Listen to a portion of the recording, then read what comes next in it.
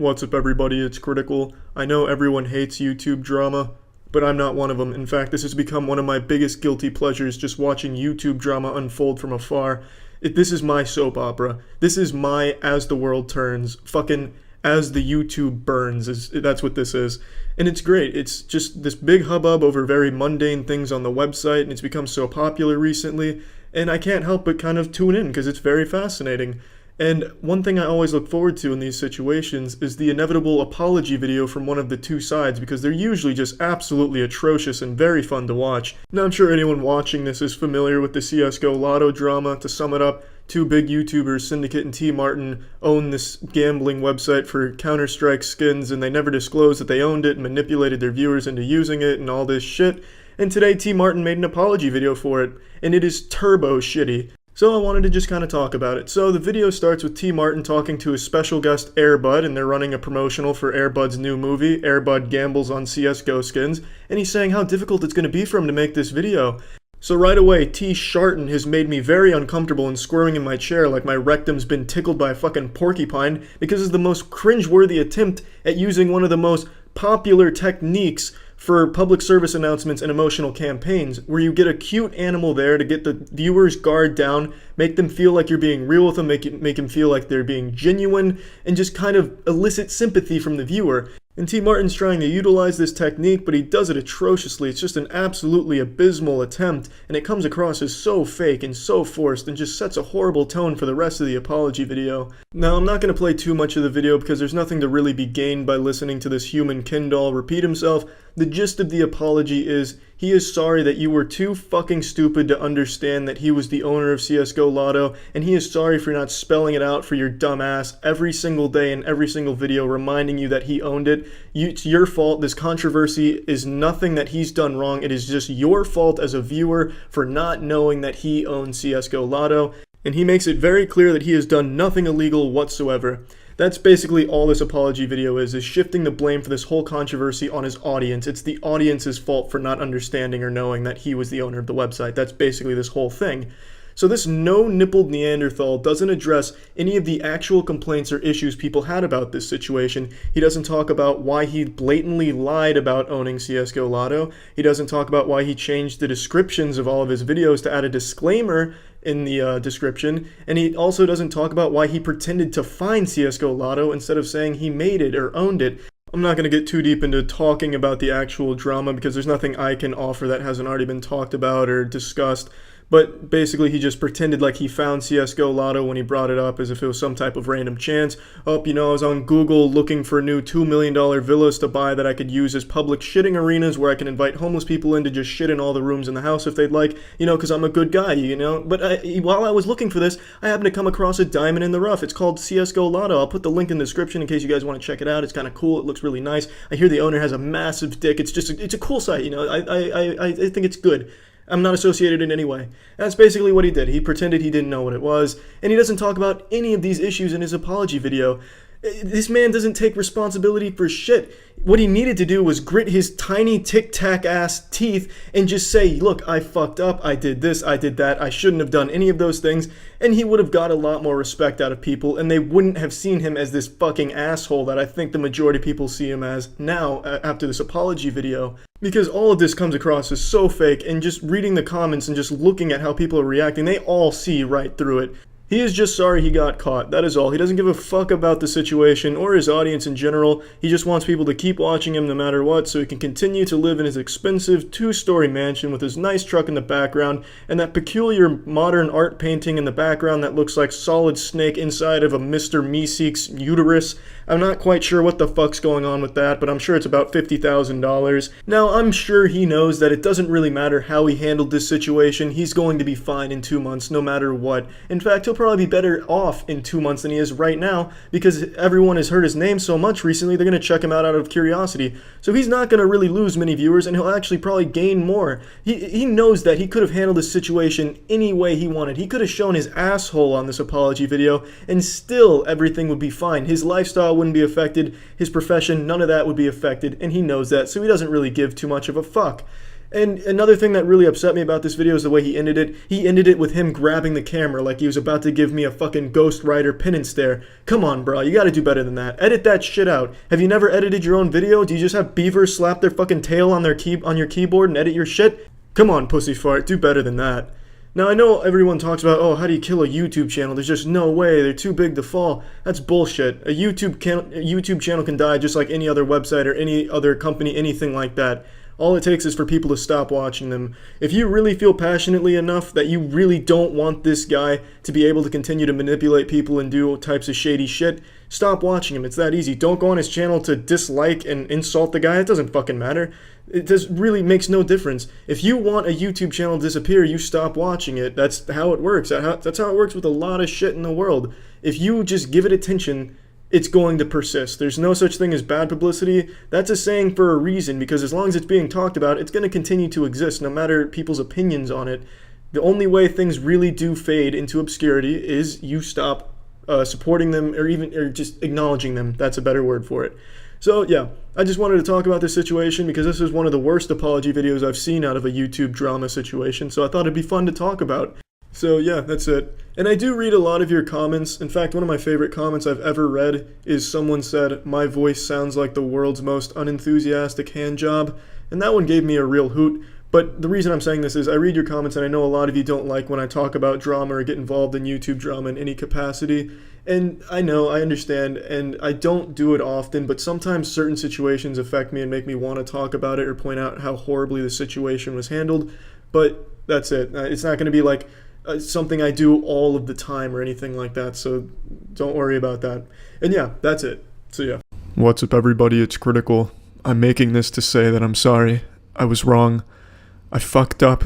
Last year, Tmartn made an apology video where he almost kind of apologized for scamming 8-year-olds into wasting money on his shit-ass CSGO website, and I called it the worst apology video that could have ever been made, and I was wrong. Because Social Repos has blown that shit out of the water with this new humdinger here. So this man right here who looks like Marilyn Manson's asshole is a YouTuber by the name of Social Repos, and he was dating another YouTuber named Jacqueline Glynn, and he cheated on her, and obviously she's very upset, so she made a video about the whole situation to update people, and that prompted him to make his own response to it, and it's fucking abysmal. I'm not going to make the bold claim I did last year and say it's the worst that could be ever given on this site, but damn, you're going to have a hard time topping this one. You've got your work cut out for you if you're trying to make a bad apology this year. Yeah, I fucked up. I'm definitely going to lose some fans. I'm going to lose some friends. But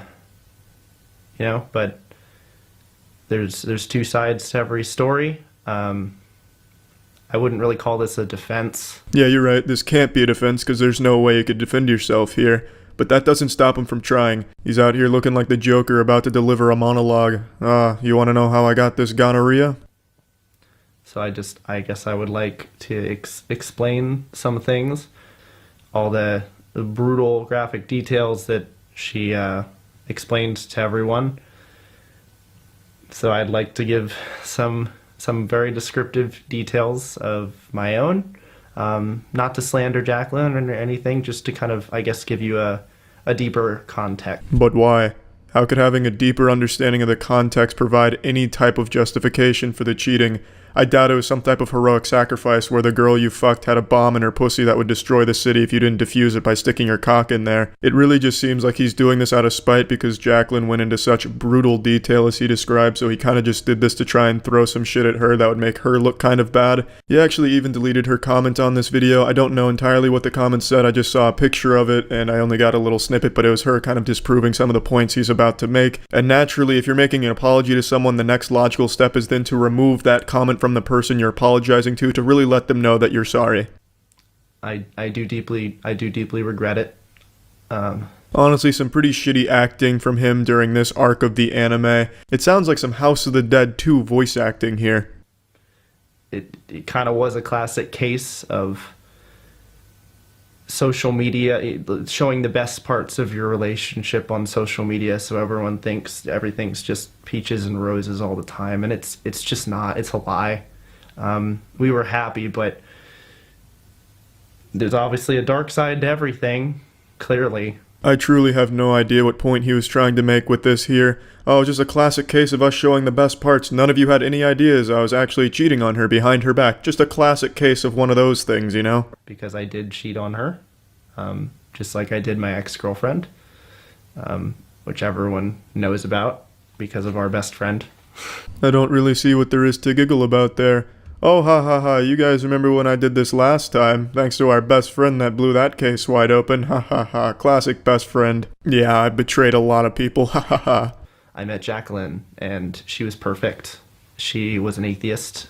I don't know, she cared so much about me and just everything that I did, and I did care about her, and I don't know, everything just made sense. I cut a few things out here, but it really served no purpose. I don't even see why he would talk about it unless he was really trying to stretch this video past 10 minutes for ad revenue, which would be an incredibly douchebaggy thing to do, but I wouldn't put it by modern YouTube creators. What he was saying is he vowed never to have another public relationship since he cheated on his last girlfriend, but then he met Jacqueline, obviously had a public relationship, and he also talked about another promise he made a while back where he said he would never ever cheat on anyone ever again, and he was wrong. Just like my father when he said I would be 6'5" when I grew up. My dad is 6'5", my mother is 5'2", so luckily I split the fucking difference and I'm 5'6", so I'm really short for a 23-year-old man, and it really fucking sucks. Why couldn't I be 6 foot, Dad? Huh? Why couldn't I at least get close to your 6'5" towering Chad height?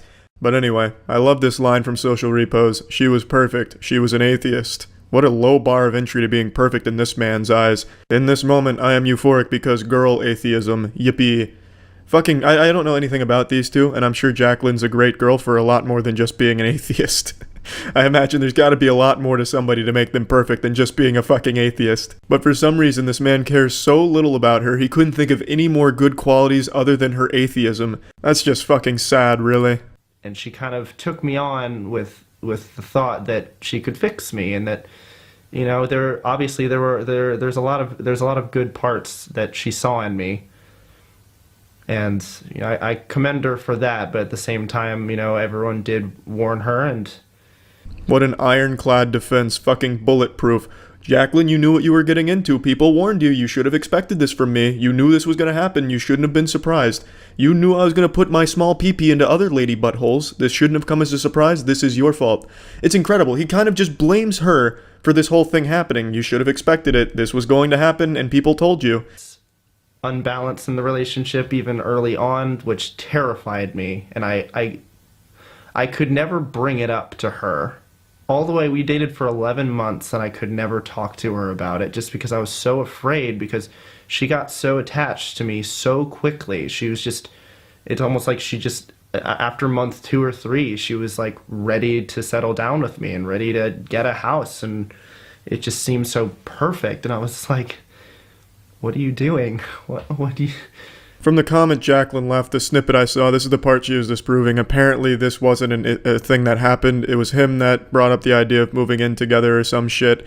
It doesn't really matter either way who's right or wrong on that subject, because this point is just moot. It serves absolutely no purpose in this video. It looks like this man's skin is about to fall off of his fucking body here. He's like a reptilian shedding here. His flaky, dry skin, I think he's suffering from extreme psoriasis or something, but this man needs some moisturizer ASAP. His face just must be made out of paper mache, and it's starting to crack now. I just would like to say that I'm sorry to anyone that looks up to me or that follows me. Well, I'm glad you've apologized to the misguided teenagers that for some reason think you're a good role model. That's very nice of you. How about an apology to Jacqueline? At no point throughout this entire thing does he say, I am sorry for what I did, Jacqueline. I didn't hear that phrase. If you're gonna apologize, fucking apologize. Here, take some notes to any of you out there that may have fucked up and are thinking about doing a YouTube apology video. A, don't do that. And B, if you really feel so inclined, that the Lord has chosen you to make this great apology video, then do these things. Actually apologize for it. Say you fucked up and you're going to work on fixing it. Tell how you're going to work on fixing it. And again, apologize for the fucking thing that happened. This man goes on a 10-minute rant about shit that doesn't matter. The next part of this he talks about is content on his channel. Why? What is the point? The video is supposed to be an apology to Jacqueline about what happened. I cut a lot out to this point, but basically he drew the conclusion that he shouldn't be in relationships, he's not good at them. He also speculates that maybe he has a sex problem and should get help, but then says he doesn't believe in getting help. So about 9 minutes of this 10-minute video are just empty, useless words. He could have bent over and just farted into the camera for 9 minutes and it would have had the same impact of the shit he talks about in here. Fucking useless. And it's clearly I'm a careerist. I'm so deeply entrenched in social repose just as an entity that it comes first. It comes before all my love and relationships and even family to an extent. This is my life. I've chosen it, and I put my all into it. Oh, you poor hero. All the sacrifices you made to make mediocre YouTube content. Goddamn. My hat's off to you, social repos. If only we Cro-Magnon understood what it meant to be in your shoes, all of the women you've had to fuck behind your girlfriend's back. Damn, we would have so much more appreciation for the art you create here. You certainly are an expert careerist by cheating on a YouTube personality that's pretty fucking big, and then taking all of this negativity to your channel, losing a lot of subs. Man, you've really got careerism figured out, social repos. Take notes out there, any up-and-comers. This man's got it down to a science. I'm a little hurt that she kind of broadcasted everything. I'm not hurt that she talked about the cheating. I knew she would have to talk about that at some point, but to go into such graphic detail feels a little unnecessary. But it's out there, so. Oh damn, now I feel bad. He's hurt that she talked about it to such an extent. I mean, there was a set amount that he was okay with and that he would have given his blessing to, but to go past that, that's a bit disrespectful, Jacqueline. You really hurt his feelings with this. I hope you understand. And honestly, he made such a convincing argument, I'm convinced he's the victim in all this. Jacqueline made it all public, and it really hurt his reputation. Yeah, I guess I'm sorry. I'm sorry I let you guys down. I'm going to do better. I'm going to make more art and more music, and if you don't want to follow me anymore because you think I'm a shitty person, or because I'm disgusting, or because you can't stand the thought of ever watching me again because of what I did to Jacqueline, I can't make you stay, but I promise you I'll do better with my videos and my content, and I'm Once again, just apologizing to the audience that found out, not to Jacqueline, but at least he's promising to do better with his content, so I'm looking forward to his Minecraft Let's Plays that he's going to steer towards. And yeah, just overall an absolutely atrocious apology here. I cut a lot out, but there was a big rant about the content on his channel and how he was unsatisfied with it, so at least he understood what the big issue here, which was his content starting to slip up, not the cheating. That was just secondary. It's really all about the content, but he's promising to do better content, so yeah, that's about it. This guy seems like a big douchebag to me. So yeah. Yeah, so I think the YouTube makeup or beauty community, I'm not sure on the proper nomenclature, is just fucking terrible right now. You can tell just from looking at me that I'm not big into the makeup or beauty world, but I do like to keep my cheeks spread so I can stay updated and filled in on information on YouTube drama, and the makeup and beauty side of all of that never has any shortage of that. Taddy Westbrook released another 40-minute video today, which is supposed to be some kind of pseudo-apology and explanation for why she tried to ruin James Charles's life last year. And it's pretty fucking rough. It's like having a hemorrhoid. It's kind of painful. It's pretty boring. Really, the only purpose this video would serve is if you have insomnia and need help falling asleep. It is unnecessarily long. Like, this whole thing could have been summarized in 1 or 2 tweets if she wanted to. I don't really know why it's 40 minutes long. And it's her reading a legal statement that she's prepared. And it's pretty fucking painful. It's like she's reading the terms and conditions when signing up to Spotify. In fact, I wish it was just 40 minutes of Taddy reading the terms and conditions when signing up to Spotify. It'd be more genuine and engaging. This has every cliche of a YouTuber apology, a lot of fake crying, and a lot of passing the blame and deflecting. She keeps talking about how terrible Shane and Jeffrey were for this whole thing, and that it's really just kind of mainly their fault and she was just an innocent victim of their manipulation. But really the whole video just feels pretty manipulative from her here as well. I'll show you an excerpt, a couple excerpts from it, just so you get an idea of what the entire 40 minutes is like. I promised my dad I wasn't gonna cry. I've been trying to feel... Can't I've been trying to feel strong enough to do this video because I want to feel strong. I never said that James Charles was a danger to society. My video was not made with any malice. But you did. That was the whole purpose of your video last year, was painting James Charles as a menace to society and some kind of evil supervillain. You saying you didn't post that video with malice is like me saying 5'6" isn't short for a man. It's just a lie. It's a lie I'm telling myself, and I've convinced myself. I know I'm short, Tatty. You don't need to rub it in. This whole video is just useless. It's been nearly a full year since you soaked up roughly 5 million subscribers off your video lying about James Charles. Why are you coming forward with this now? What the fuck is the point? Handle it privately. It is a matter that should have been handled privately. But for some reason, there's so many huge egos in this beauty and makeup community where they have to feel like everyone loves them and they present themselves as this perfect person, this benevolent ruler of all things beauty related. So she felt compelled to make this video to try and put herself in the best light. Like, hey, look at me taking responsibility for this thing that happened a long time ago. Look at how good of a person I am. I did not publicly air any of the horrific accusations that were being made behind the scenes.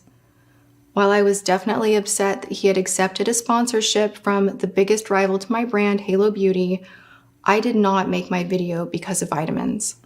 I made it as a result of all of the poisonous lies that were fed to me by Shane Dawson and Jeffree Star. Yeah, this is what I think the actual purpose of this video is, just to deflect blame off of herself and place it onto Shane and Jeffree. I didn't want to make that video about James Charles. I was manipulated into it by Shane Dawson and Jeffree Star. They were the puppet masters, and I was simply the marionette dancing for them. They fed me these poisonous lies, and I had no choice but to make this video lying about James Charles of my own free will, and post it of my own free will. It's just silly. Tatty is nearly 40 years old, and she knows what she's doing. She knew what she was doing with the James Charles situation, and I really think the only reason she's made this video breaking her silence about all of it is because right now Shane Dawson and Jeffree Star are getting absolutely annihilated, just straight fucking blasted for a ton of terrible, awful things they've done in their past, and Tatty wanted to dogpile on top of it to score some subscribers off of the drama and present herself as the good person in the situation, how she was innocent in the James Charles case because she was getting fed lies by these two people who everyone hates right now. But that excuse doesn't really work because the thing you were initially mad about in your first video was the fact James Charles took a different vitamin sponsor than your company or whatever the fuck you sell, vitamin C cream to rub on the rim of your asshole to improve hearing. I don't know what the fuck your businesses do, but you were mad because he didn't go with your business and instead looked elsewhere, so you felt personally attacked, and wasn't that like one of the main points you made? That has nothing to do with any lies Shane and Jeffree may have fed you. That was entirely your decision to make that like the focal point of the last video on why you were so mad at him. At least I think. It is so hard to even know what the fuck the drama is with Tatty. Watching her 40-minute videos here is like having a mediocre dream where you wake up and can only remember bits and pieces of it. By the time you finish one of these Tatty videos, you forget you even watched the video. It's like you got hit by a Men in Black neuralizer and just forgot the whole thing. It is so fucking boring, and she's terrible at even making her points clear on what she's trying to say or what is even actually going on. It just seems all so vague. And in this video, she doesn't take really any responsibility. She says I'm sorry multiple times, but none of it even feels real because it's sandwiched in between. But remember, Shane Dawson and Jeffree Star are bad, and they made me do these bad things. And her having these fake crying episodes in the apology and saying things like, "I'm sorry, Dad, I promised you I wouldn't cry. I promised my dad I wouldn't cry? What the fuck? You called your dad on the phone? Hey, Dad, you remember that time that I tried to ruin the life of a young man?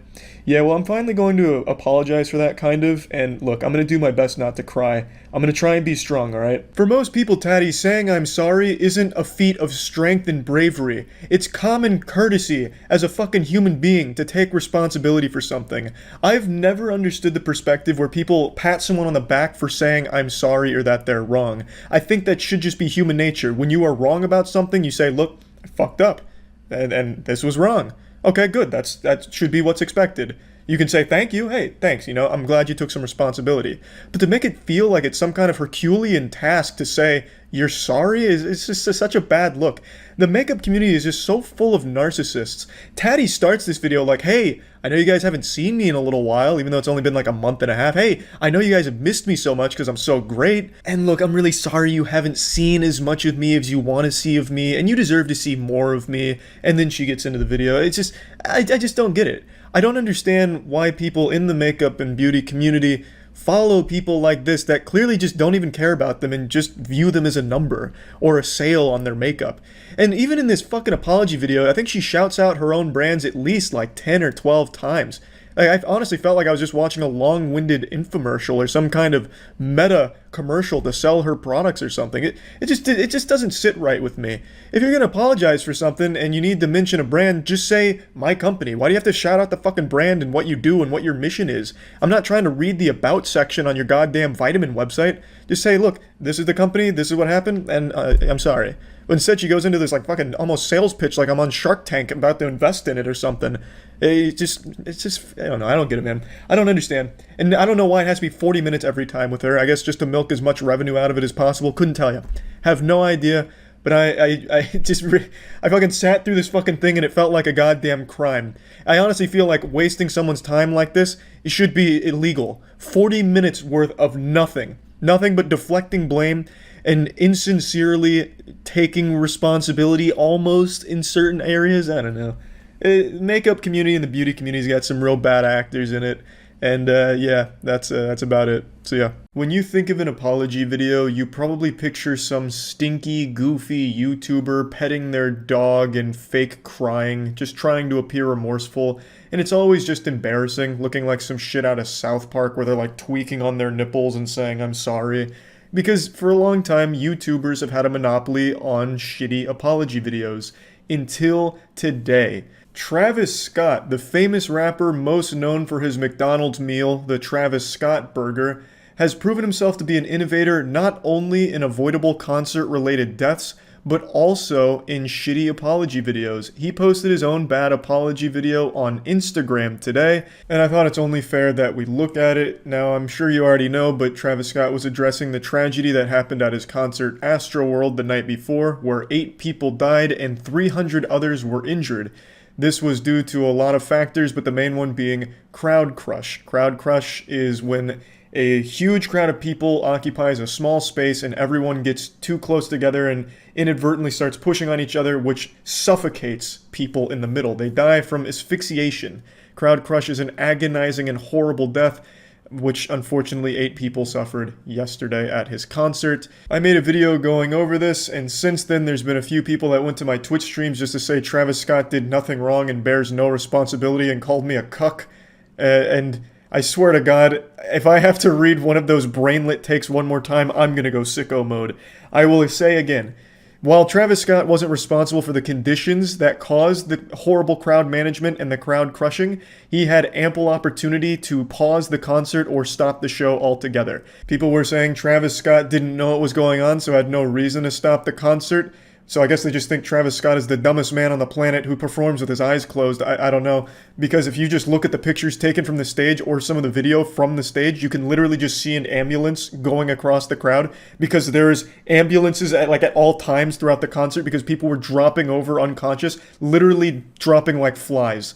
You were statistically more likely to die at the Travis Scott concert than you were shark attack, lightning strike, fucking driving in a destruction derby. Like, it was a lot of people falling unconscious and an ambulance pretty much at all times in the crowd. And the crowd, of course, dancing on top of the ambulance, all of which was visible from the stage.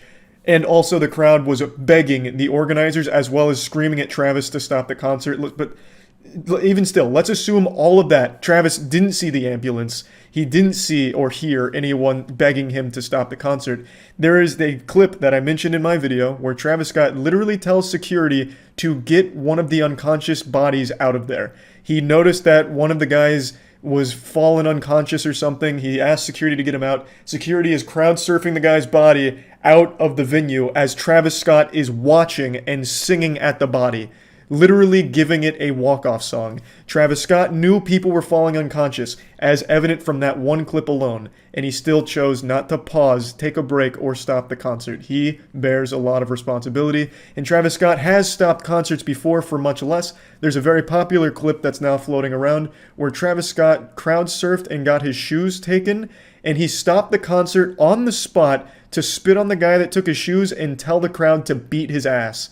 So Travis Scott has stopped concerts for his shoes, but doesn't stop it for the loss of life. So he values shoes more than people's lives, I guess, more than his fans' lives. That's the impression I get. Travis Scott bears responsibility. Accept it. Stop defending him. Stop huffing that copium.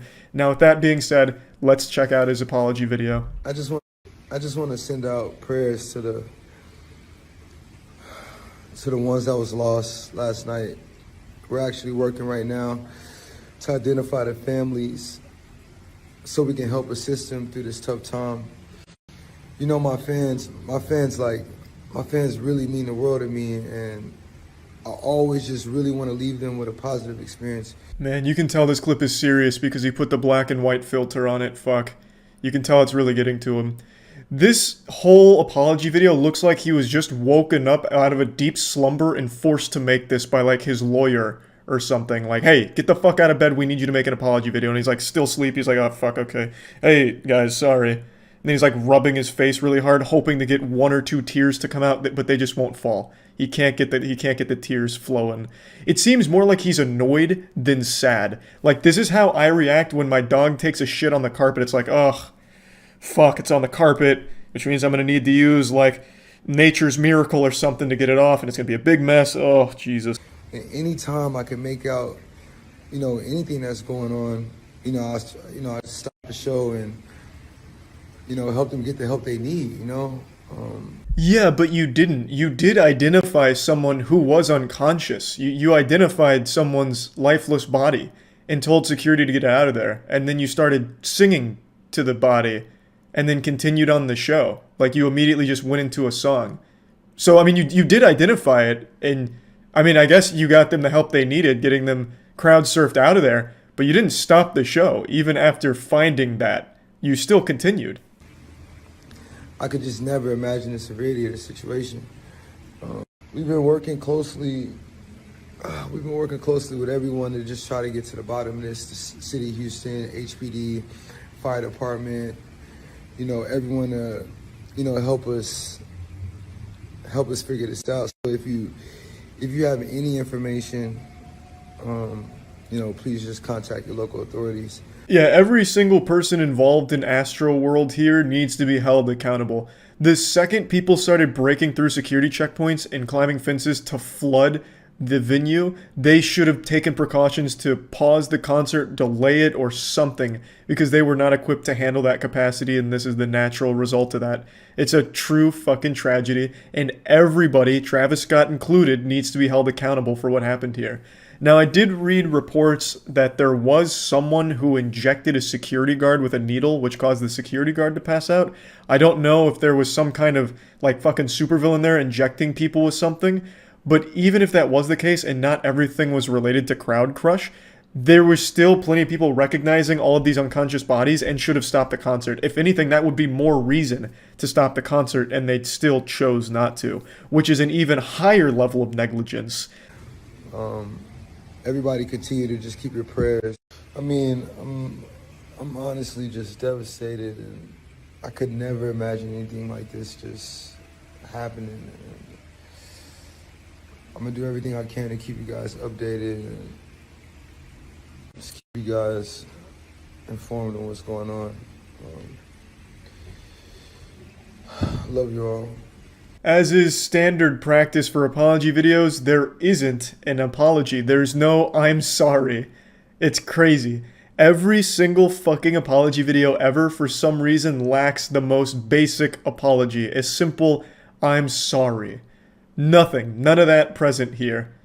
And I just wanted to go over it. It's not like a very informative video or anything like interesting, but it just shows how disconnected celebrities are, that this seemed like a good idea to him.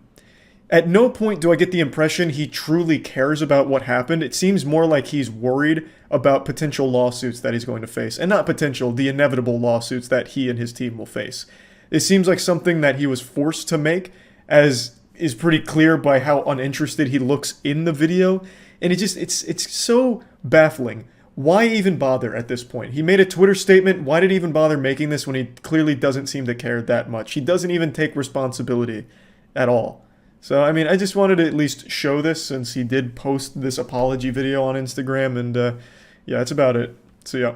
I'm sure most of you know by now, I love watching bad YouTuber apologies, and they're all horrible. I swear to God, the animatronics in Five Nights at Freddy's appear more emotional than the fucking YouTubers when they're apologizing. It is the goofiest shit in the world, but that has nothing on TikTok apologies. They're in a totally different dimension, a realm all of their own. It's like everyone on TikTok has been trained by Tommy Wiseau when it comes to acting. Like, it literally sounds and looks like NPCs in Skyrim communicating. Like, there was a dude who got outed as like a child predator or something, and his apology, his response video was him reading off of note cards like he was in middle school class giving a presentation on like chemical bonds. And he's just sitting there, he's like, yes, I did this, but doesn't mean you can be mean to me. Flips. Please stop being mean to me. Flips. Like, it's fucking crazy. So recently, about 5 or 6 months ago, a massive TikTok star named Sienna May was accused of sexually assaulting another TikTok star named Jack Wright. There were videos that came out that showed Sienna doing questionable things to Jack Wright's body while he was unconscious, and there's just a lot of evidence that led to these allegations against her. And recently, like 5 or 6 days ago, he made a video finally going over everything, and it's really sad. It is really just a very sad, awful situation. And I actually knew about this about 5 or 6 months ago because she released the worst apology video I think I've ever seen. And I don't say that lightly. I feel like I say that every time a new apology video comes out, but somehow they just keep getting worse. And I don't think anything's gonna beat Sienna May's. She took it down today, unfortunately, so the only way I'm going to be able to show it to you is when we watched it on stream, twitch.tv/MoistCritical. Come stop by, put a few extra inches on your penis, put a link in the description. So I'm going to show you that and then go over it a bit further. So I do remember her because Mr. Beard made a video on her apology. We even watched the apology on stream. She's the one that did the interpretive dance. I'm young and did nothing wrong. With the sexual assault allegation. I remember her now. I decided to take a month off of social media due to the negativity surrounding my platform. It was honestly one of the most difficult times in my life for many reasons. But through struggle, I found clarity within myself and with who And then I she want hits to a surround myself Gangnam with. Style here My in a purpose minute. in this life is Right away, I love how she says taking a month off social media was the hardest time in her life. What a privileged life to live where that's your biggest struggle. You can't go on TikTok for a month. Fuck. What a nightmare. You'll soon notice this isn't really an apology video, it's just like a ballet recital. She doesn't really say sorry for anything at all, and she makes herself the victim in the situation. Like, I had to take a whole month off social media. I just needed to clear my head from all the negativity, which I didn't deserve. to create. And whether that's silly TikTok dances or showing unedited photos of myself, creating and inspiring, now more than ever, I feel proud of the person that I am. Even if I can only inspire one person, I will have done what I was put on this earth to do. Yeah, this is all very inspirational. It's motivated me to climb a mountain. But what does it have to do with anything at all? I mean, yeah, this is obviously very powerful. It's putting tears in my eyes with how motivational it is, but what does it have to do with anything? It doesn't address anything. It does nothing. This is like if the feds came up to me and they're like, hey, Charlie, we caught you on camera burning down this Toys R Us. We know you're an arsonist. We have it right here. And my response is, I just love to create. I love to inspire and show unedited photos of myself. And if I can just inspire one person, then I'll have done what I set out on this earth to do. Hit him with the Mickey Mouse Clubhouse dance. Like, oh God, guess we got the wrong guy. He's not guilty, he just popped and locked on us. We're all learning and growing, and more than anything, I'm beyond thankful for my family, friends, partnerships, and supporters. I love how she It's shouts out her something sponsors that in the I think a lot of apology. people my age can relate to. I hope this can inspire you. Really appreciate Raid Shadow Legends through thick and thin here. Like, how can you not forgive her after this? I'm convinced she did nothing wrong. I was very inspired. Not a single apology here, making sure to let the sponsors know that she still appreciates them so they don't feel left out here. Overall, I mean, it doesn't get better than that. That is about as good as it gets, I'd say. The song she chose couldn't have been worse, I'd say. Like, the very end is, I did nothing wrong, I'm young, and she's accused of sexual assault. Like, this is probably not the song you'd want to use. Feels really off given the circumstance for why she's doing this. It's really a fucking weird choice. It almost feels like she's rubbing Jack's face in the whole situation. She makes herself the victim and then tries to spin this whole thing as a way of making herself like the hero of the story. Like, I had to take a whole month off social media, but now I'm back to inspire. Now, even beyond this horribly choreographed Broadway dance number, she released a series of videos saying the allegations were false and lies, just outright denying any of it ever happened, despite overwhelming evidence to the contrary. So the whole thing has been just a big, gross mess. But yeah, I mainly just wanted to show you that apology because I think it's going to be a pretty tough one for someone to beat. This was very egotistical, and it wasn't an apology. I don't know why I even keep calling it that. This was her, like, victim blaming and making the whole situation a way of trying to like become more popular from it almost. I don't know. It was just fucking stupid, and I just had to at least show you all this whole situation, and that's about it. So yeah. Today, Will Smith posted a YouTube apology video for slapping Chris Rock at the Oscars, and when I saw it, I had to scratch my head and wonder why. It happened so long ago. I was confused. Why is he apologizing now? I felt like Robin Williams coming out of Jumanji asking what year it was. And then I remembered that happened this year. It was 4 months ago that Will Smith slapped Chris Rock's head clean off his shoulders at the Oscars. He turned an award ceremony into a public execution when he blasted Chris Rock to Valhalla, just banishing him to the Shadow Realm with a slap. Mm-hmm.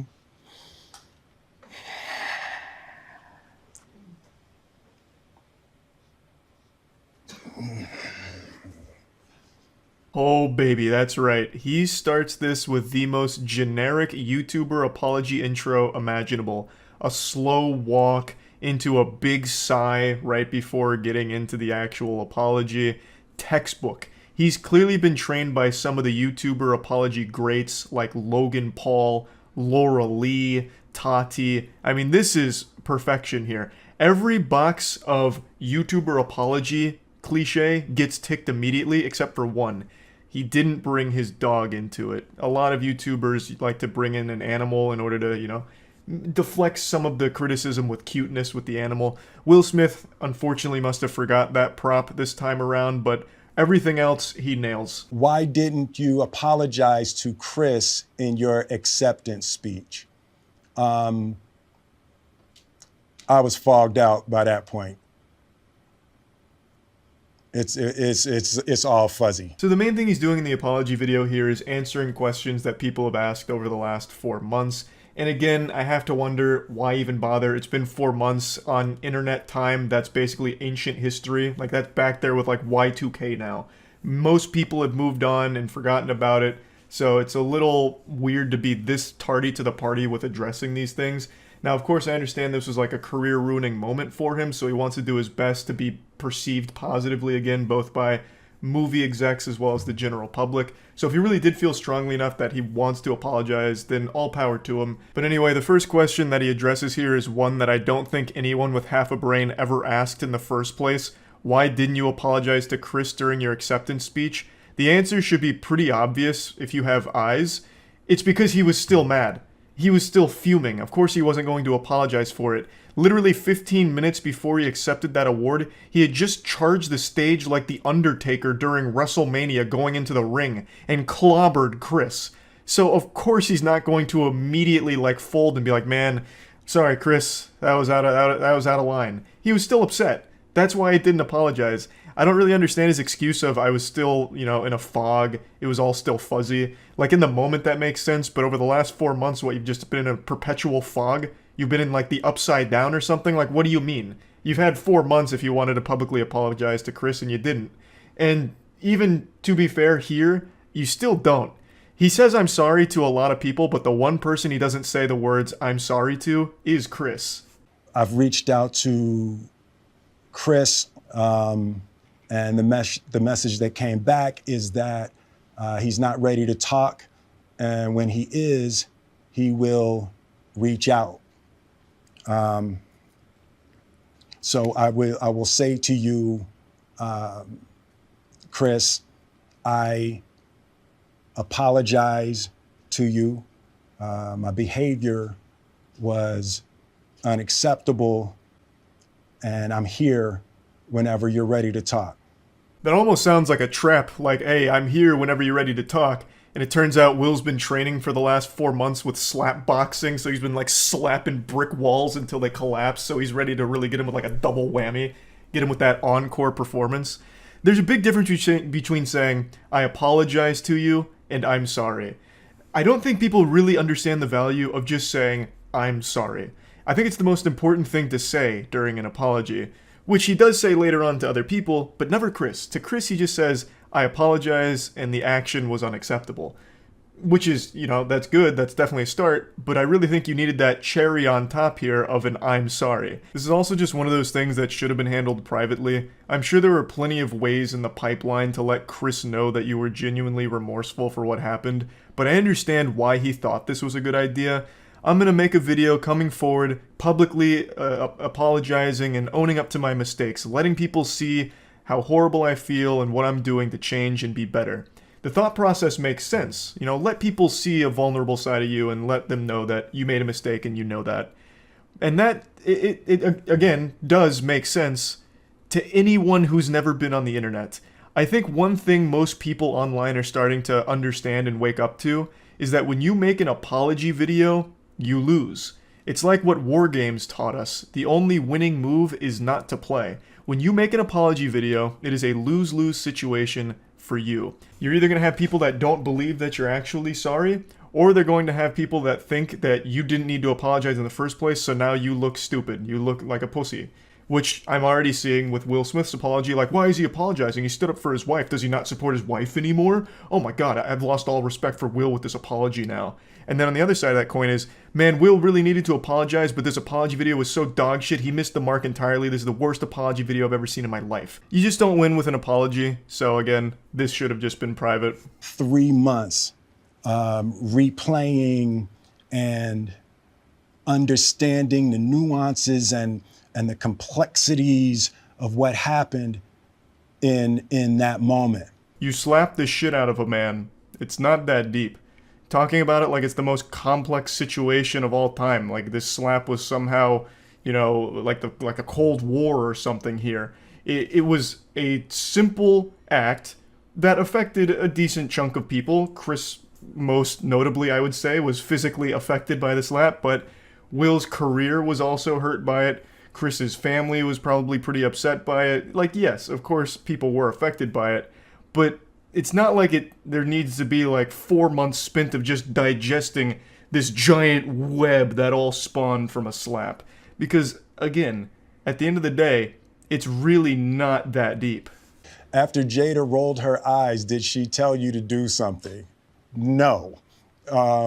It's like, I made a choice on my own, from my own experiences, from my history with Chris. Jada had nothing to do with it.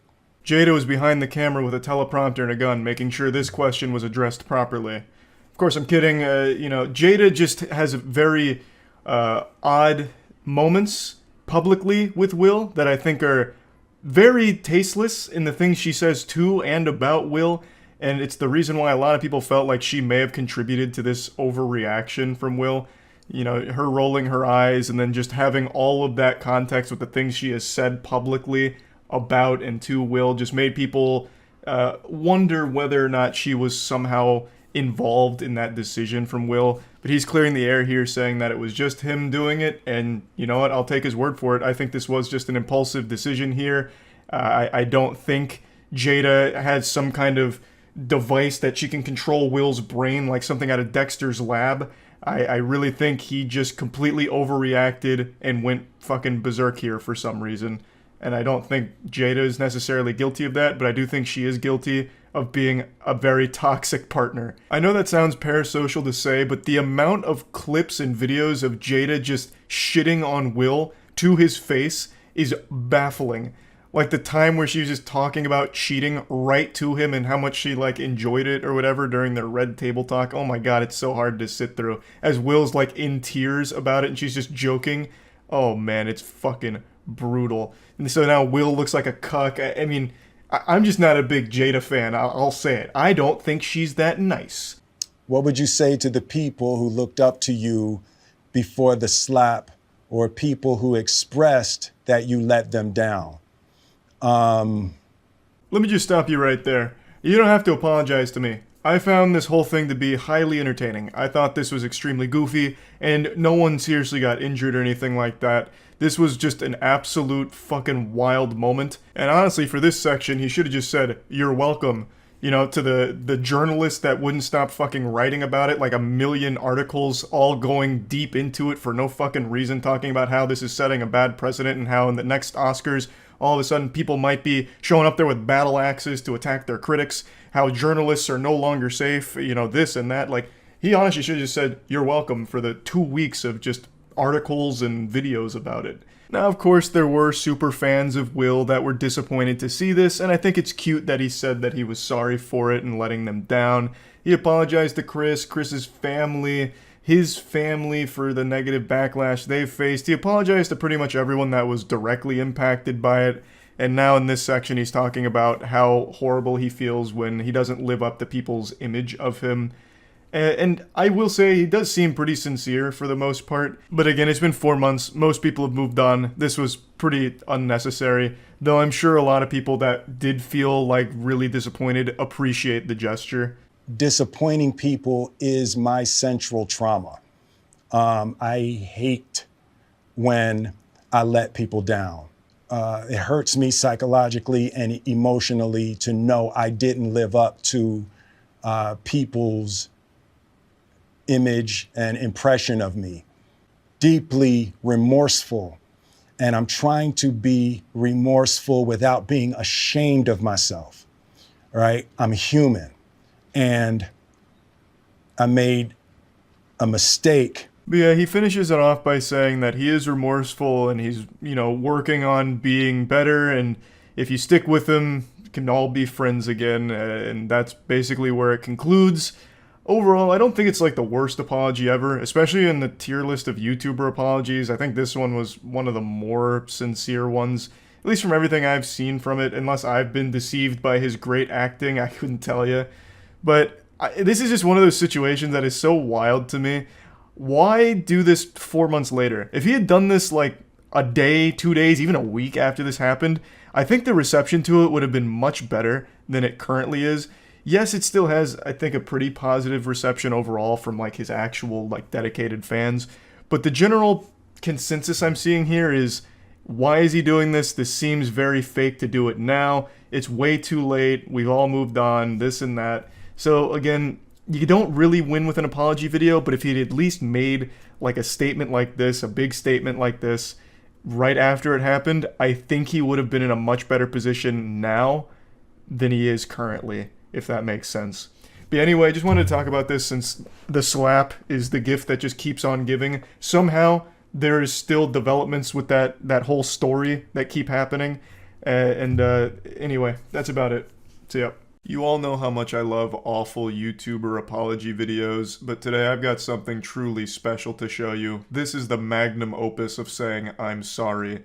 It doesn't come from a YouTuber either. This comes from a basketball player, and he completely redefined the apology video meta. He made an entire apology documentary. I'm talking about Draymond Green. Now, I don't know how many of you are some red-blooded American, brewski boofing, patriotic sports fans, but I'm going to break down the situation for those of you that aren't and don't know what I'm referring to. Draymond Green is a professional basketball player, plays for the Warriors, and recently he was filmed in practice punching his teammate after an argument. I can't show the video because YouTube will probably age restrict it for shocking and disturbing content, which it's not. So I'll just paint the picture with words here. So Draymond Green and Jordan Poole are at practice, and then some words get exchanged between the two. I can't read their lips, and the quality looks like it's straight out of 2001 off of a goddamn Motorola Razr, so the quality's fucking abysmal. Don't know what they said to each other, but they were some not nice words being exchanged. Perhaps Jordan Poole hit him with a SpongeBob reference that he didn't appreciate, something like, "Hey pal, you just blow in from Stupid Town." Then Draymond Green gets up in his face. Jordan Poole pushes him off, and in response to that, Draymond Green fucking cranks a mean one and lets a go-go gadget extendo knuckle sandwich fly, absolutely blasting Jordan Poole. I don't think it was a full-blown knockout, but Jordan Poole did hit the ground hard. Like, he went down harder than the UPS delivery driver throwing my packages at the door. But this is where this fight started and stopped. The team separated the two of them, and the video was leaked to TMZ. And this became a huge deal in the entire sports world. Afterwards, Draymond Green did issue an apology publicly, saying he was sorry for the whole situation and how embarrassed he was by it. But clearly he wasn't embarrassed enough because he decided to shamelessly make a documentary about this whole situation as well. The man made a full-blown, goddamn Michael Moore-style documentary on his punch of his teammate. It's so weird and goofy. I'm going to show that to you now, at least bits and pieces of it. But I also want to let you all know, if you're not familiar with Draymond Green, the guy has a reputation for being a bit of a douchebag. If you just type in Draymond Green hitting players in the nuts, you can watch full compilations of how many times he's kicked other basketball players in their ball sack. He's made a habit out of it. There's one player in particular, Steven Adams. I believe he's kicked him in his fucking jewels 3 times. 2 times in one game, if I remember it correctly. So he's got a reputation for being a bit of a dirty player and a bit of an asshole. So this was just a nice cherry on top of that already pretty bad reputation. On October 5th, Draymond Green and teammate Jordan Poole got into a verbal altercation during practice. The incident ended with Draymond punching Poole in the face. Yeah, they pulled out all the stops for this one, all the bells and whistles. They got a professional voiceover here, making it sound very official, professional. And you would think most people in general would want to move on from a controversy like this. Just, apologize, put your head down and ignore it. So that way we'll hopefully go away faster. But for some reason, Draymond and the whole team that put this piece together really like to roll around in the drama of this, making it a spectacle. I don't know what they thought was a good idea about this, making a documentary to explain the punch. It's totally unnecessary. I think everyone understands what happened here. Draymond got upset and punched his teammate. It's very simple. It's like the simplest story ever told. Yet they're making it seem like a very complex issue with very many moving parts to it that we don't fully grasp, thus need a documentary to explain it to our little idiot brains here. It makes no sense to me. They're just here trying to squeeze as much milk from this controversy as possible, just grabbing it by the tit to get as much juice from the squeeze as they can. I think you're initially upset, pissed off, which is why you have the reaction you have. You don't say. The reason you punch people is because you're upset and pissed off? Fucking truly groundbreaking revelations here. My third eye is open. My mind is being expanded. Just please slow down here, Socrates. We're tackling some very profound and deep things now. You're telling me there's a correlation between being upset and punching someone? No, what? Part of the process of why did this happen? And walking yourself through why. The different things that can get you to why what took place actually took place. It's not that deep. I wasn't even there and I could tell you why this happened. Because he hurt your feelings and you lashed out, you had a little temper tantrum and punched him. It's not a confusing situation that needs like a deep explanation. The only question I'd be asking is, why didn't you aim for his nutsack like you normally do? Now that you process what just happened, now you've processed the why. Now how do you feel and what do you feel about it? What in the fuck are you even saying? Jesus Christ, you punched your teammate. That's it. I don't think after the punch you immediately went into a sensory deprivation tank to meditate on it and really dig deep into the weeds and figure out, well, why did this happen and how am I feeling about it? Like, did you go immediately and see a psychiatrist or something? Like, what are you going on about here? Jesus. Imagine Jordan Poole. You get punched and the guy who punched you makes a documentary about it. You already know Jordan Poole and the rest of the team are laughing at Draymond Green for this one. And rightfully so. The man is the protagonist of premium cringe right now. So you get at a time, you give it some time to allow people to throw their opinion out, which quite frankly, I don't care about people's opinion. Yeah, this really seems like someone who doesn't care about people's opinion. He cares so little about your opinion that he made an entire documentary whining about the situation. That's how little of a fuck he gives about what you think about him. Now please, shed some tears for this forgiveness documentary he's made. I don't spend much time, I don't really read many tweets at all. And so I was just at home chilling with my children. If you want me to be honest with you, I still don't know how much the world may think it blew up. Sparked by the leak of the video, the incident did blow up. The classic, oh, I wasn't even paying attention. I didn't think it was a big deal. I was at home with my family being a loving father, and in fact, I'm one of the best fathers on the planet. I'm not a bad guy. In fact, I was just so preoccupied being the best dad of all time that I didn't even stop to notice that people were upset at me for a video that was taken or something. I don't even know if it was a big deal at all. I apologize to his family. For me, that is the task at hand, to rebuild trust in our locker room. I felt as a man, I felt as a leader, that I would do everything that I can to make this right. That's a clip from his public apology when this first started blowing up, and I actually thought it was fine. He said, I'm sorry to Jordan, his family, his team, and then explained how he's going to try and make things right and make things better and get trust back in the locker room. And then a week later, he makes this absolutely insane documentary about the punch. So clearly something went awry there. The first response he had, I think, was okay. He's just like, you know what, I fucked up. It is what it is, and I'm sorry. And now he goes full Hollywood here, sniffing his own farts, and makes a documentary surrounding this punch. It's on me to make sure we're headed that way. Time, clarity, you know what it is, I know what it is. Continue to move forward, put it behind us. It helps. Allows you to start the process.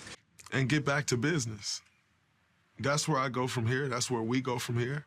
Gotta love how this video is supposed to be like an explanation for why it happened and a little documentary surrounding it, but it doesn't even do that. It doesn't do the bare minimum. He just says well, why did it happen? And it's the process of understanding why it happened, but never even says why it happened. He never even explains why he did it. I mean, everyone knows why he punched him, we all get it, but this whole documentary was built around the idea of, well, here's his chance to defend himself and give his side of, what happened here and how regretful he is. But it doesn't even do that. But you want to know the best part of this documentary? It says nothing. It doesn't even make a point. It's just hey, here's Draymond Green, he punched this guy, and here's him moderately reflecting on it. And then he goes back to practice, and he says it's time to get back to work, and he hopes he could lead the team better now. That's it. That's the whole documentary. It has no purpose whatsoever. It's mind-blowing that this got made, but regardless, that's pretty much where the documentary ends. It's very silly. And I just wanted to talk about it because I think it's a wild set of circumstances here. Making a documentary about your outburst punching your teammate is such a bold move. And yeah, that's about it. So yeah. YouTuber apology videos are always highly entertaining, but I've got something especially wacky for you today. It's not an apology. This is a YouTube response video from the head of a crypto company that recently found itself in some hot water after the iShowSpeed stream from earlier this week. For those that don't know, iShowSpeed is a huge YouTuber who did an entire stream earlier this week dedicated to shilling for a very shady crypto company called Paradox Metaverse. Since then, Speed has apologized, called it a big mistake, and wants to move on and learn from the experience. And I'm not here to tell you how to feel about all of that. That's up to you. I'm not Speed's PR manager or anything, and I'm not really here to talk about Speed. I'm here to talk about that company because the head of it made a response to all of this, and he just pooped out the shittiest shit I've ever seen in my life. It is terrible. This grown-ass man sat down to whine and cry about all of the people calling it a scam just being trolls and bots. He blamed the entire thing on a cyber terrorist attack from bots trying to bring down his company. Or if they weren't bots, they were trolls that were influenced by the bots calling it scam. And then he provides no evidence to prove that it's not a scam, and instead just says, if we were a scam, why are we still here? We wouldn't be here if it was still a scam. If this was a rug pull, why hasn't it been rugged yet? He then issues a Galaxy Brain challenge to everyone to find a part in that stream where he said it was a scam, where he admitted it was a scam. And since you can't find a spot where he said it's all a scam, then it can't be a scam, obviously. Checkmate. I'm not even kidding. This is actually points that he's making in his fucking response video. It is so embarrassing. Where's their response video, though? I don't see that anywhere on here. That'd also be a really bad idea for them to post that publicly. 43 minutes into the video, we had an average 40,000 viewers. That's his speed. Comments-wise, we had around 5 to 10,000 comments. We had 2 huge spikes. The first one being when we introduced fake Ronaldo into the stream. 3 minutes. What does that have to do with anything? He's going to make the claim that these 2 spikes... Fuck, where'd they go?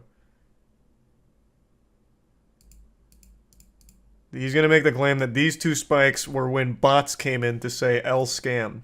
But what he fails to realize is the reason there's these spikes is because more people decided to type L scam when they realized how shady, shitty, and dog shit this whole thing was. It's not bots. These clowns have been very vocal about it being bots that were saying scam. Nobody else, everyone else loved it. Like the actual people with a pulse, they loved it. Everyone saying that it was a scam is a bot. They can't wrap their head around, no, people just realized it was a fucking scam. We had 2 huge So that's why spikes. he's showing The that, first one, because he's going to make that we claim. are just as much of a fan of Aisha's speed. No comments suggesting that we are a scam. There was just W's in the chat all the way around. What happened next? That's just because of speed. Again, the reason there are W's in the chat is because it was a speed stream.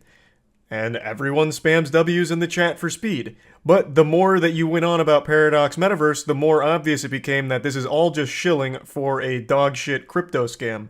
So then people started saying, L scam. You started making calls to action for Paradox Metaverse to go follow the Twitter account, playing the game. So it made people more aware of it and then starting to type more for it. It's caught us all by surprise. This is when the first cyber attack happens. It's This not a attack fucking lasted cyber 4 attack. minutes. Holy shit, this guy's talking like Jack Bauer at CTU.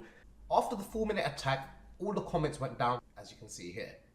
Guys, this is very unusual. It's clear to see that he was botted. You know what else would cause a spike like this? Let's say Speed went on stream, everything's normal like this, and then he fucking beat a man to death in cold blood. There would be this huge spike then too, and it wouldn't be bots. It would people say, holy shit, what the fuck? L Speed? Murder? Like, it'd have a spike then, too. The reason the spike happened is because you had more egregious calls to action, like following the Twitter, so people started putting out that it is a fucking scam and this is shady. It's clear to see that he was botted.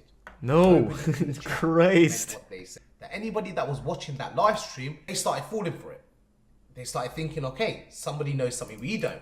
So started pushing out the narrative that this is a scam. so Some embarrassing. people Even as like a Paradox buyer, like the community for Paradox Meta, you have to see this and you have to be having your red flags go off.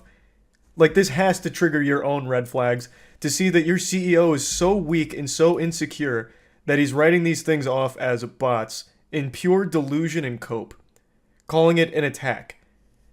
Like in the crypto space, you have to be smarter than that.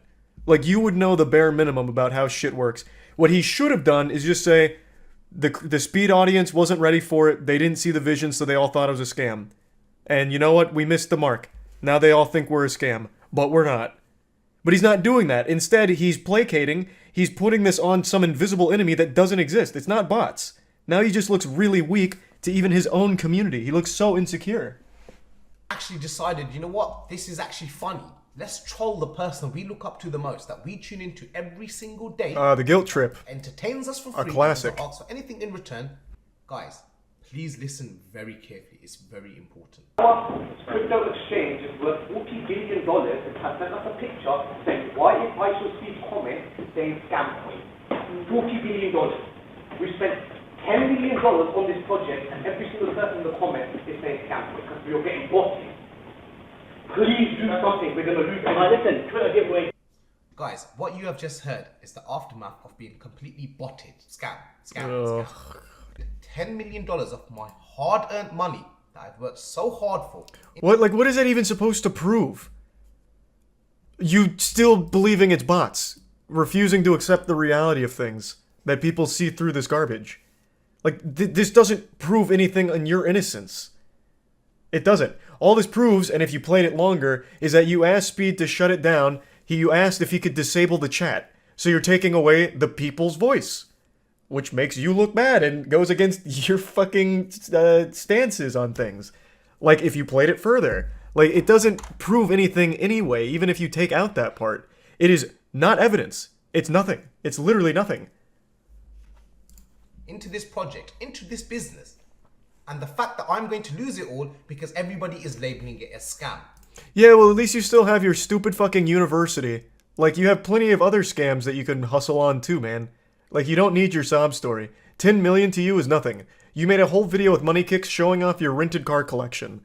Like, you have plenty of money. Like, you're got a ton of other ventures that I'm sure you can pull from. At no point did anyone say we are going to scam anyone. Anyone with half a brain cell can see this with their own eyes. Yeah, anyone with half a brain cell can see that just by looking at our product real quick and seeing all 7 of our companies that promise things like $500 a day and 10 to 100x returns. Oh, and also the same guy who can't follow through on his bet, where you bet that the Paradox Meta will open to at least like 20 or 30, and if it doesn't, you're changing your name to CoffeeZilla. It opened to 9 cents, and you didn't change your name to CoffeeZilla. But here, let's take a peek at the game that you were so proud of. Man, that really does look like something that is the future and has a lot of work put into it. Using so many assets, so many fucking standard packages in the what is this, the Unreal Store? I can't remember. Yeah, wow, this really does look like a lot going on here. Something that could absolutely be thrown together in a matter of minutes. And a game that I'm sure we've probably played before on Steam Indie New Release Night when we go through shitty games. They're called asset flips. There's nothing here that screams, whole team, passion project, we're in it for the long haul with this project. And what was the label? I Show Speed promotes crypto scam.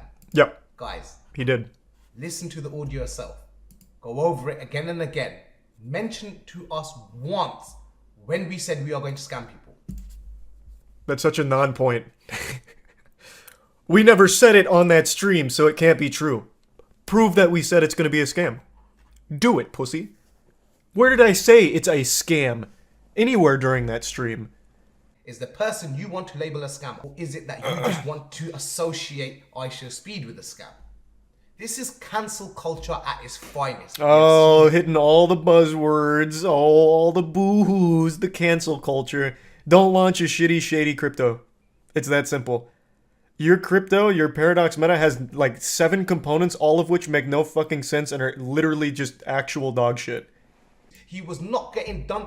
Everything that was getting done in front of your eyes, no one had an issue with up until we got spammed. That's actually not true. The smashing, like, you're already wrong. The smashing of the PlayStation 5's gotten a huge influx of L speeds.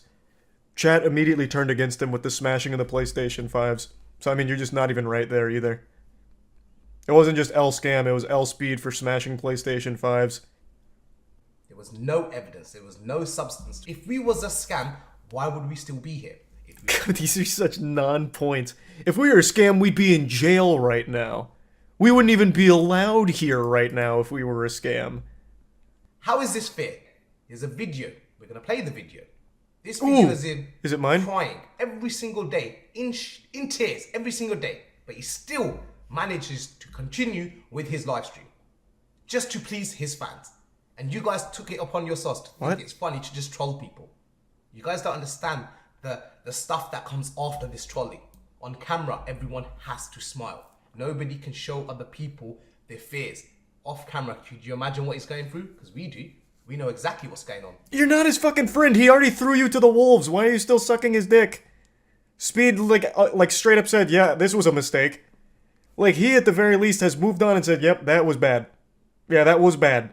And yet here you are like, oh, we are there. We are holding him in our laps as he is crying profusely, uncontrollably, because of what you guys have done to him. He is not ready for what the world is accusing him of. And he doesn't know how to respond. So I'm taking it upon myself to respond on his behalf. Oh, this is so sad now. You staked the rug pull on a 17-year-old's audience. It didn't pan out. He has now wiped his ass with your whole company, and you are still here begging for that audience to accept you by pretending like things are, like, close between you two. Yikes, that's embarrassing. Jesus Christ, man, have some shame. Please stop this hate. It takes very little to just be nice. Rather than just... Calling out a scam isn't just needless cancel culture hate. That's just not what it is. This is so sad. This is so fucking sad. This is a grown man. This is a very, very wealthy grown man. You can see, us as founders, we do not even have access to our own tokens. I literally don't think there's enough numbers that exist to show how many claims have been made exactly like that, only for them to get rugged. Everyone that bought in. That is the number one claim that every crypto makes. No, founders are fully out there, very transparent. They don't even hold any. And they couldn't even get in there if they wanted to. In fact, we have protocols in place to prevent that from happening. And then bang, rug pull. Every single time. Like clockwork. Literally every single time. Still my favorite to this day, there was a Twitter account called War on Rugs, which was a Twitter account dedicated to showcasing and warning people of rug pulls in the crypto space. And then eventually, they rugged their own community. So they had their own coin as well. And eventually War on Rugs was like, yep, we're taking. So they made off with millions, and they made a post saying, you guys should stop blindly trusting people like this. And still, people buy into shit like that. It's crazy.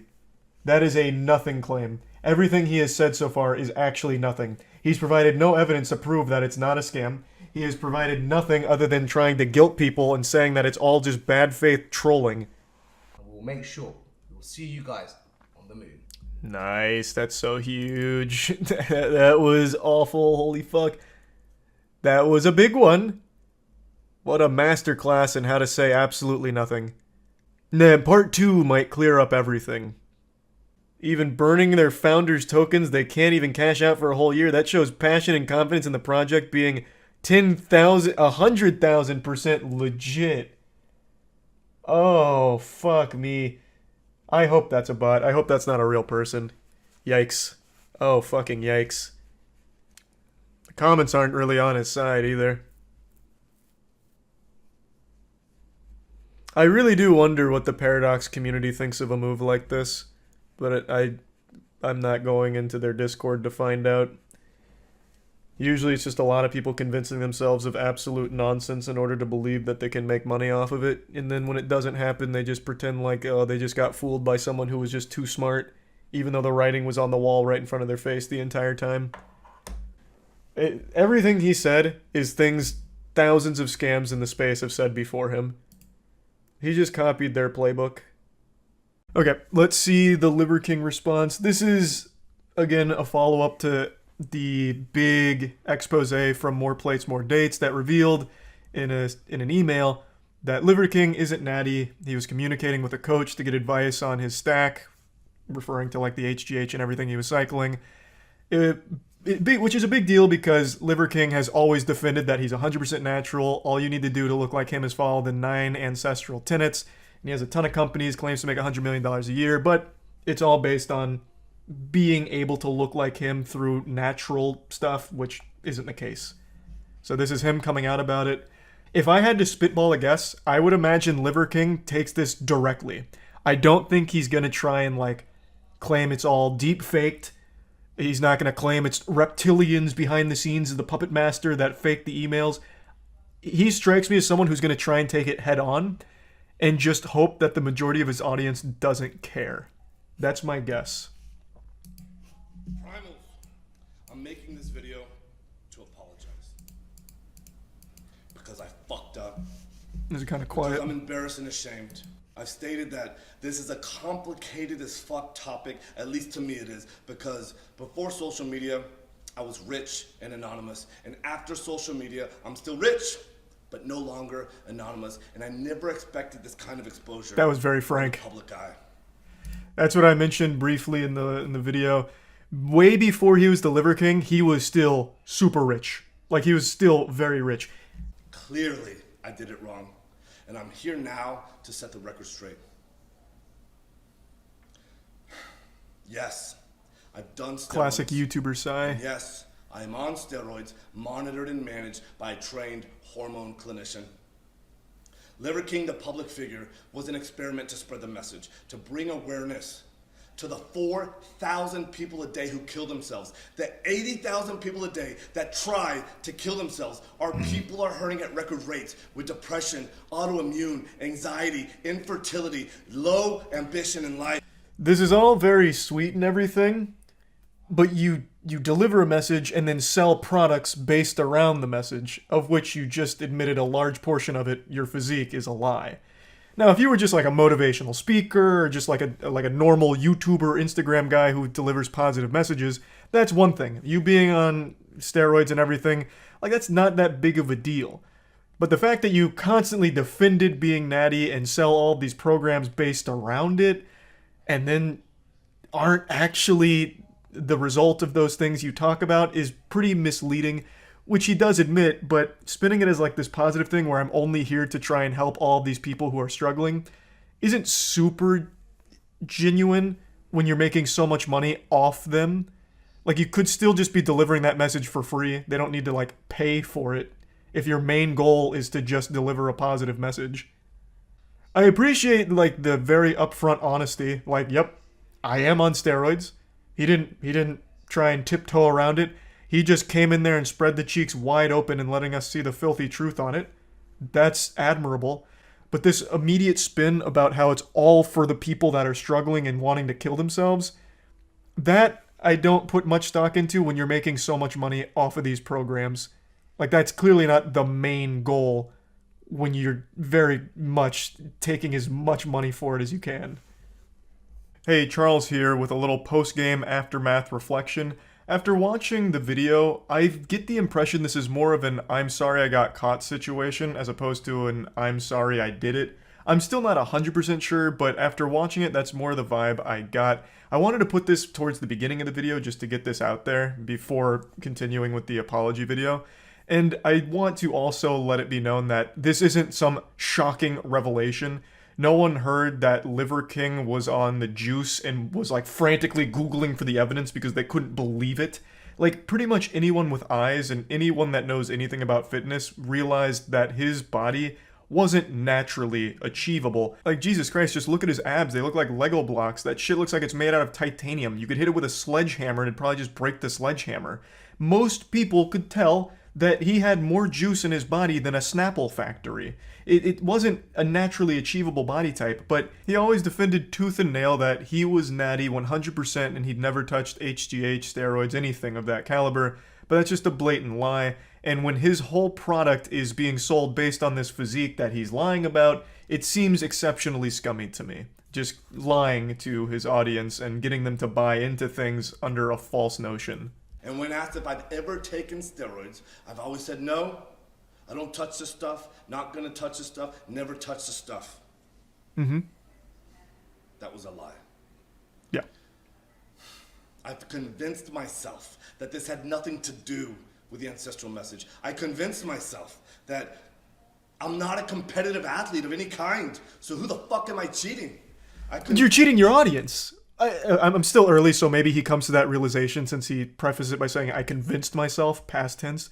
But like, yeah, you're not competing. You're not going to jail for taking steroids, but you're cheating the people that believed in you and believed in the message about looking like you, or at least something comparable. You are cheating them. So I continually dismissed it, and I dug myself into a bigger and deeper hole. True. I have only myself to blame. I did that. That is And true. it was all wrong.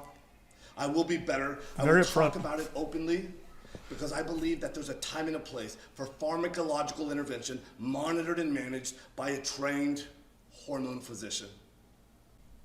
Nope. The liver... See, like, had his message... Had he come out from the genesis of Liver King, from the primordial ooze of liver and a king, if he had come out and been like, look at this physique. This is not a naturally achievable physique. I am on steroids. And then started preaching his message, I don't think he would have ever had a problem. He probably still would have found a very similar level. The spiritual pressure of the Liver King was too much for my internet to handle. It took out the entire power grid, so stream cut out there for a moment, so I'll finish my statement here. What I was saying is he would have still found a high level of success if he was just upfront and honest about his PED usage, because he still has an absurd physique. He has a body that looks like 3 Gears of War characters did a fusion dance. So people would have still went to his content for like workout advice and like general life advice, and he has preached some positive stuff as well as some genuinely wacky stuff that people eat up. They love it. So he would have still found an audience while being open about using these HGH steroids and stuff like that. And he wouldn't have had to lie to them and mislead them about what the human body is capable of achieving naturally. But if you're going to say, I'm natural when you're not, and then sell programs under the belief that they too can look like you, that to me just screams like scam. Like knowingly just misleading them. Yeah, I feel like Liver King's just living in the past where everyone was demonized for using PEDs. I feel like in the modern landscape of the fitness industry, like fitness influencers, most of them are super open with PED usage. I think most people know the majority of fitness influencers are on some level of juice, and they're okay with that. Why do I do them? Well, it's not a When hard I talk question. about the 85% of the population that suffers from self-esteem issues, that's me. I'm part of that statistic. This is why I fucking work myself to death in the gym. This is why I do 12 to 15 blood-burning workouts a week, just to feel like I'm okay. That have shed light on this complicated as fuck topic. I knew I needed to take this opportunity. I just don't think it's complicated. He's probably being very honest about self-esteem issues. That's very common when it comes to bodybuilding. But it's also not hard to understand why you would take them in his position. He needs to stand out in the fitness industry. Well, how do you stand out in the fitness industry? You need to carve out a niche. Well, with so many fitness influencers out there, it's a saturated market. What niche? How about something primal? Something like very old school. Paleo diet was huge, so why not something even harder in that realm? And I'm going to really need to look super special to stand out. So you turn to enhancements like HGH and everything. It's a pretty easily understandable reasoning for taking it. Of course, self-esteem probably does play into it because body dysmorphia is so common with fitness. But I think probably the main driver, especially with the emails, makes it sound like it was a manufactured idea from the get-go. I need to get super jacked. I need to be super standoutish. So I need these pretty impressive stack to do that for my business. Seems more like a business decision. But of course, I do imagine he's being honest that there is a self-esteem element to that. But it absolutely, undeniably, was the main reason his brand was so popular. I am as sorry as a man can be. And all I can do is take extreme ownership right now, be better, and lead myself to a better life as a better human. Again, thank you to everyone for the support, the criticism, the love, the hate, and above all else, the loyalty. Liver King. I do think he's minimizing the magnitude of misleading people when you run a business like this, because you're selling them a false idea and you continue to lie about it. I think that's a much bigger issue than he's letting on, or maybe he doesn't realize how scummy that is. But overall, it seemed like he accepted responsibility for all of his lying, which is a good start. He didn't try and put that blame elsewhere. He didn't really try and deflect it. He downplayed that quite a bit, but it wasn't a horrible apology by any means. You think he's going to keep using it, or will he quit? And what's your guess on how much muscle he'll lose? He's not going to stop using it. I still think, even though his audience, judging by the comments, is very much on his side, if he didn't look like this, they would probably stop watching. And he knows that, so he's not going to stop. I think he's just going to be more open about it. I think that's the only path forward for him, but I don't see a world where he stops using.